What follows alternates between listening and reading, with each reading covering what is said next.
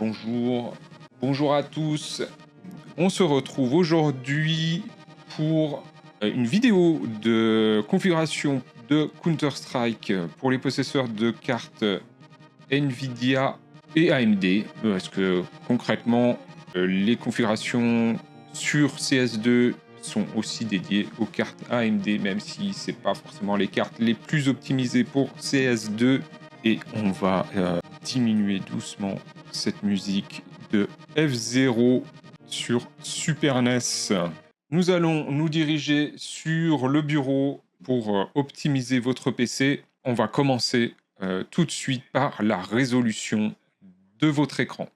Pour ce faire, vous allez aller sur ce menu là en bas à droite et vous allez aller dans les paramètres Nvidia, faire un clic droit ici et aller dans panneau de configuration Nvidia.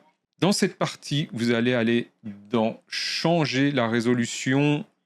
Par défaut, vous allez avoir une résolution sélectionnée dans la partie Ultra HD et SD. Et comme vous pouvez voir, si je valide une résolution dans cette partie, les fréquences de rafraîchissement sont bridées. Je ne peux pas utiliser la fréquence maximale de mon écran.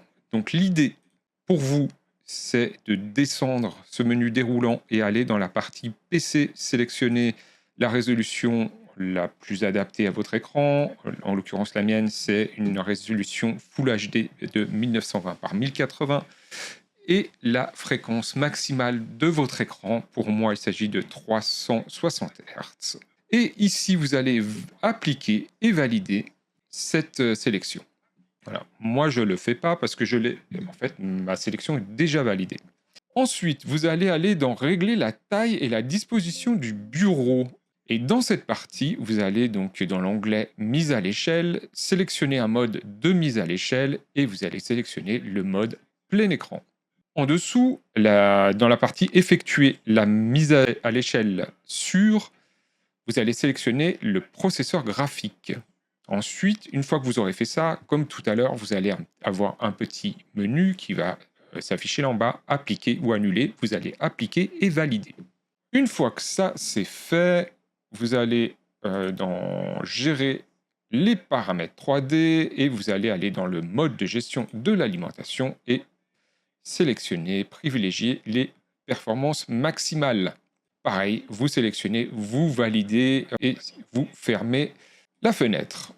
Quand vous en êtes là, vous allez pouvoir redémarrer votre version de Windows pour que cette sélection soit prise en compte. Vous allez revenir ensuite sur votre bureau et sur votre bureau, maintenant, nous allons faire les optimisations pour Steam. Sur Steam, pour les optimisations, vous allez aller dans Steam et Paramètres. Et dans Paramètres, vous allez aller dans Interface. Dans Interface, vous allez sélectionner, en fait, comme j'ai pu le faire ici, toutes ces options. C'est simple, moi j'ai rien gardé. Si après il y a vraiment quelque chose que vous souhaitez garder là-dedans, je vous laisse faire comme bon vous semble. Pour moi, personnellement, j'ai tout enlevé. Concernant les notifications, pareil, il y a des parties, par exemple, un contact rejoint la partie, bulle de notification son, un contact se connecte, bulle de notification et son. Moi, j'ai enlevé parce que je trouve ça plutôt gênant dans les parties. Et maintenant, vous allez me dire, mais comment ça se fait que ton Steam, il ressemble pas au mien? Ben, en fait, tout simplement, ça, c'est une version de Steam qui est minimale. Et pour avoir cette version minimale, c'est simple, vous allez créer un raccourci comme ici sur votre bureau et ensuite vous allez aller dans propriétés et vous allez rajouter cette ligne de code ici. Donc c'est tréma steam open mini game list et vous validez, vous mettez OK. Ensuite, quand vous allez lancer votre Steam à partir de ce raccourci, votre Steam va s'ouvrir comme ça. Si toutefois vous avez envie que votre Steam se réouvre comme avant, en version grande, vous créez un autre raccourci et cette fois, dans les propriétés, vous notez donc tréma steam //open /large list et vous validez. Et ensuite, si vous voulez retrouver la version normale, vous double-cliquez là-dessus et vous retrouverez une version plus étendue de votre Steam. Maintenant, pour les configurations de CS. Donc on va ouvrir Counter-Strike. Donc voilà, on se retrouve dans Counter-Strike. Vous allez aller en haut à gauche sur l'écran, enfin sur l'icône crantée. Comme ça, vous sélectionnez. Vous allez sur la partie vidéo. Et dans vidéo, vous allez sélectionner dans la partie affichage plein écran. Dans le rapport hauteur-largeur, vous allez sélectionner normal 4/3. Et dans la résolution, alors je vous laisse choisir selon la configuration que vous avez et comment vous êtes confortable au niveau visuel. Moi, personnellement, j'utilise la résolution 1280 par 960. C'est une résolution qui est très utilisée dans la sphère professionnelle. Et pourquoi une résolution plutôt basse? C'est pour optimiser en fait vos FPS. Donc, sachant que plus vous allez avoir une configuration, on va dire, moyenne ou voire plutôt limite, et plus vous allez descendre en résolution pour avoir un maximum de FPS possible. Bien évidemment, le nombre de FPS que votre machine peut, comment dire, calculer ou afficher dépend de la fréquence de votre écran. Donc, sachant que 1 Hz correspond à 1 FPS.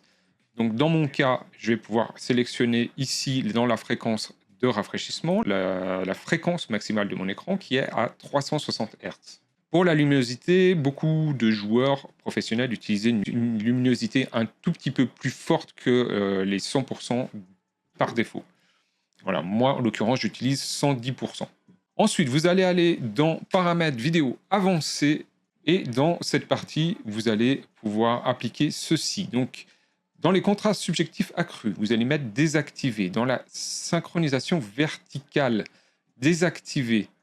Ensuite, la NVIDIA G5. Donc, les NVIDIA G5, ça se règle en fait dans la partie où on était tout à l'heure. Dans les paramètres NVIDIA, vous pouvez désactiver le G5, ce n'est pas important. Au contraire, vous allez perdre plutôt des FPS si vous activez le G5. La latence faible, vous mettez désactivé. L'IPS max en jeu, vous laissez sur 0, ce qui signifie infini. L'IPS max dans le menu, moi je l'ai réglé à peu près à la fréquence maximale de mon écran. Donc en l'occurrence 360, j'ai mis à 364, mais c'est la même chose.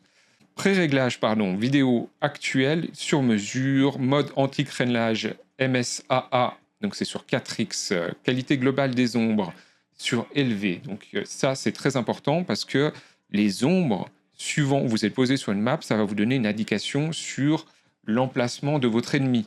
Donc éventuellement, si vous voulez avoir un avantage tactique sur votre ennemi, l'idée c'est de bien voir son ombre arriver avant lui et de pouvoir anticiper votre tir.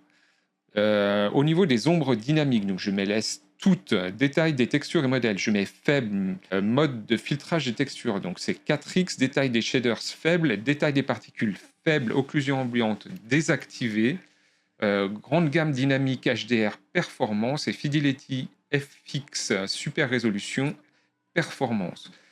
Tous ces réglages dépendent de votre configuration PC, sachant que si vous avez vraiment une configuration haut de gamme, je ne sais pas, une 5090, une 5080, une 4080, une 4090, éventuellement, vous pouvez laisser les choses par défaut dans ce menu et jouer tel quel. Je pense que ça ne sera pas gênant. Si toutefois vous voulez vraiment optimiser votre jeu, je vous conseille d'utiliser ma configuration. Ensuite, nous passons à l'audio. Donc l'audio, c'est une partie très importante sur Counter-Strike. Ça vous donne des indications sur l'emplacement de votre ennemi. Donc l'idée, c'est d'avoir un audio, on va dire, le plus précis possible et le plus clair possible. Pour ce faire, vous allez sélectionner ici le profil d'égaliseur audio cristallin et vous allez valider.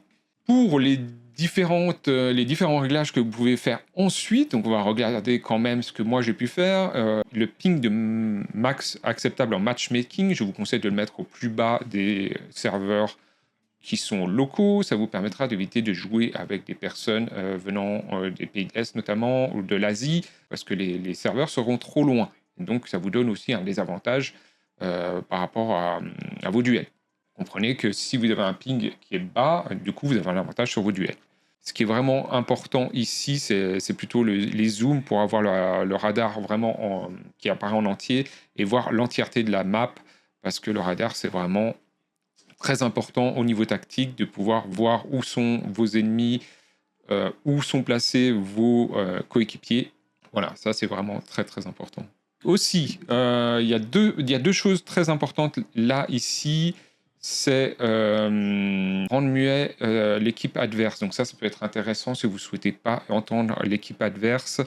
Rendre muet tout le monde sauf les contacts, ça peut être aussi intéressant si vous débutez sur CS et que concrètement vous êtes plutôt sensible à la toxicité des gens, tout en sachant que sur les parties plutôt de débutants, les personnes ont tendance à pas forcément parler, ou en tout cas pas pour donner des bonnes informations. Donc ça peut être une option très intéressante de mettre oui pour ne pas entendre les personnes vous dire n'importe quoi et éventuellement éviter les insultes. Les avatars animés, moi je conseille de vous mettre non, parce que vous n'avez pas besoin de les voir et concrètement, ça évitera de solliciter votre carte graphique pour afficher des choses dont vous n'avez pas besoin. Masquer les images d'avatar et les items personnalisés, vous pouvez mettre tout masqué, ça ce n'est pas utile. Et simplifier les noms, ça c'est comme vous voulez, c'est pas nécessaire. Ensuite, pour le viseur, je vais vous partager donc mon code de viseur. Donc il est là. Donc CSGO, tout en majuscule, Z6WJ majuscule S, BBR majuscule U, ZI. Alors c'est Z majuscule I, N majuscule T, Y majuscule, P majuscule 6, O, L majuscule C, Z majuscule X, A majuscule K, E majuscule. Voilà, je mettrai le code dans la description. Ensuite, pour la partie clavier souris, ça dépend de vos souris. Moi, j'utilise une Logitech Superlight Pro 2. Et pour la Superlight Pro 2, du coup, je vous conseille d'aller dans la sensibilité, enfin, pour la sensibilité de la souris, entre 1,5 et 2. Pour les différentes touches de déplacement, ça c'est à vous de voir, mais concrètement, moi ce que j'utilise, c'est en particulier, c'est le saut sur le bouton de la molette. Je trouve que c'est beaucoup plus facile pour les déplacements. Et ce qui va vous intéresser aussi pour vous, éventuellement, qui ne sont pas forcément placés d'office ou en tout cas par défaut, c'est les messages d'équipe qui peuvent être aussi intéressants pour donner des indications à l'équipe si vous n'avez pas de micro ou si vous ne souhaitez pas parler à votre équipe via votre micro. Voilà, c'est tout concernant les configurations sur Counter-Strike. J'espère que cette partie tuto vous aura plu. Et moi, je vous dis à très bientôt. Je vous souhaite une bonne soirée et à une prochaine. Allez, ciao!